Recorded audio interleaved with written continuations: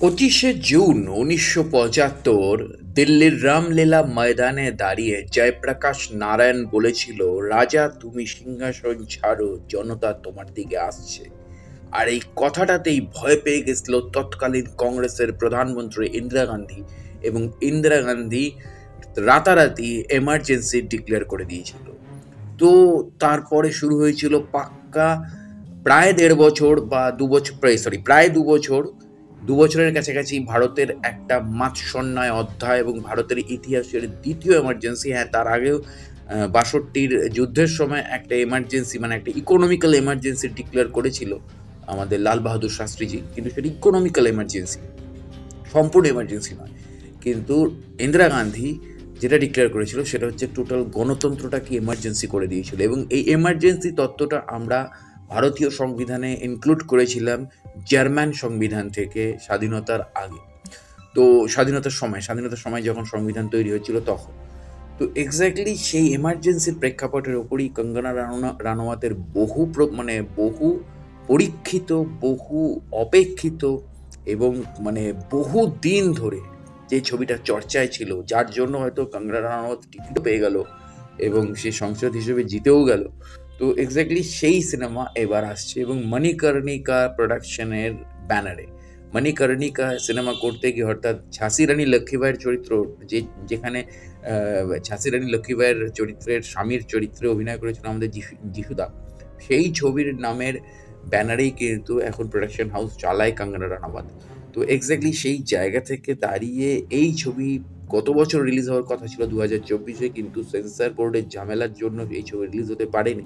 তো এক্স্যাক্টলি এই ছবিটা দেখার জন্য মুখিয়ে রয়েছি, কারণ এই ছবিতে অটল বিহারী বাজপেয়ীর চরিত্রে অভিনয় করছে শ্রেয়স তালপাড়ে, সেই শ্রেয়স তালপাড়ে যিনি পুষ্পা ভয়ের গলায় হিন্দিটা করেছে।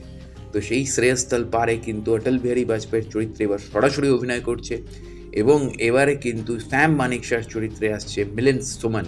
যেখানে আমরা দেখেছি ২০২৩-এ স্যাম মানেকশার চরিত্রে ভিকি কৌশল কতটা ফাটিয়ে দিয়েছিল স্যাম বাহাদুর চরিত্রে, এবং তারপরে ২০২৪-এর শুরুতে আমরা পঙ্কজ ত্রিপাঠীজিকে দেখেছি অটল বিহারী বাজপেয়ীর বায়োপিক মাই অটল হতে কীভাবে কাজ করেছে। এবারে সেই দুটো চরিত্রকে রিপিট করছে অন্য অ্যাক্টরকে দিয়ে কঙ্গনা রানাওয়াত, ডিরেক্টর কঙ্গনা রানাওয়াত, কেননা এই ছবির ডিরেক্টর এবং প্রডিউসার দুটোই কঙ্গনা রানাওয়াত। তো সেই জায়গা এবং লিড অ্যাক্ট্রেস, এবং এটা ঘটনা যে কঙ্গনা রানাওয়াত ছাড়া কে করতে পারতো এই চরিত্রটা, কেননা কঙ্গনা রানাওয়াত একটা বিরাট বড় মাপের অভিনেত্রী, সে ৩বার ন্যাশনাল অ্যাওয়ার্ড উইনার অভিনেত্রী, এবং তনু ইটস মানু রিটার্ন দেখুন বা অন্যান্য ছবিগুলো দেখুন, একসাথে দুটো চরিত্র, দু রকমের চরিত্র অভিনয় করে বেরিয়ে চলে গেছে। হ্যাঁ, সে ভুলভাল মন্তব্য করে ফেলে, সে উল্টোপাল্টা কথা ফলে সেটা আলাদা ম্যাটার। ট্যালেন্টেড লোকেরা একটু পাগল হয়, এটাতে কোনো প্রবলেম নেই। তো এক্স্যাক্টলি কঙ্গনা রানাওয়াত সেই জায়গা থেকে দাঁড়িয়ে ও ডিজার্ভ করে এই চরিত্রটা, এবং সেই চরিত্রটাও কিন্তু সেইভাবেই প্রেজেন্ট করছে। এবং ইন্দিরা গান্ধীর গলা, সবচেয়ে বড় জিনিস হচ্ছে ইন্দিরা গান্ধীর গলা, ইন্দিরা গান্ধীর পার্সোনালিটি একটু রোগা হয়ে গেছে, আর একটু মোটা হলে ভালো হতো, হালকা একটু স্থূল হলে ভালো হতো শরীরটা, কিন্তু তবুও দুর্দর্শ মানিয়ে গেছে। কিন্তু এবার ছবিটাকে কতটা প্রেজেন্ট করে, এবং জয়প্রকাশ নারায়ণের চরিত্রে অনুপম খের, অটল বিহারী বাজপেয়ীর চরিত্রে শ্রেয়স তালপাড়ে, এবং মিলিন্দ সুমন শ্যাম মানেকশার চরিত্রে। এবার সঞ্জয় গান্ধীর চরিত্রটা একটা নতুন অভিনেতা আসছেন আর কি, আমি ঠিক মনে করতে পারছি না। তো এর আগেও হিন্দু সরকার আমরা দেখেছি, আমাদের অনেক পুরনো একটা ছবি আছে হিন্দু সরকার আমরা দেখেছি, বা আমরা হালেও দেখেছি অনেকগুলো চরিত্র ইন্দিরা গান্ধী অনেকে করে এসছে। কিন্তু ঘটনা হচ্ছে, কোথাও কঙ্গনা রানাওয়াতকে দেখার জন্য গোটা দেশ যেন মুখিয়েছিল, এবং আমরা তো মুখিয়েছিলাম। তো এক্স্যাক্টলি এইবার এমার্জেন্সি রিলিজ করছে ১৭ তারিখ। তো দেখা যাক এমার্জেন্সি কতটা রেসপন্স দেয়। এমার্জেন্সির আরও আপডেট নিয়ে, এমার্জেন্সির পুরো কাহিনী, পুরো বিস্তারিত আপডেট আমার এডুকেশন চ্যানেলে করা আছে।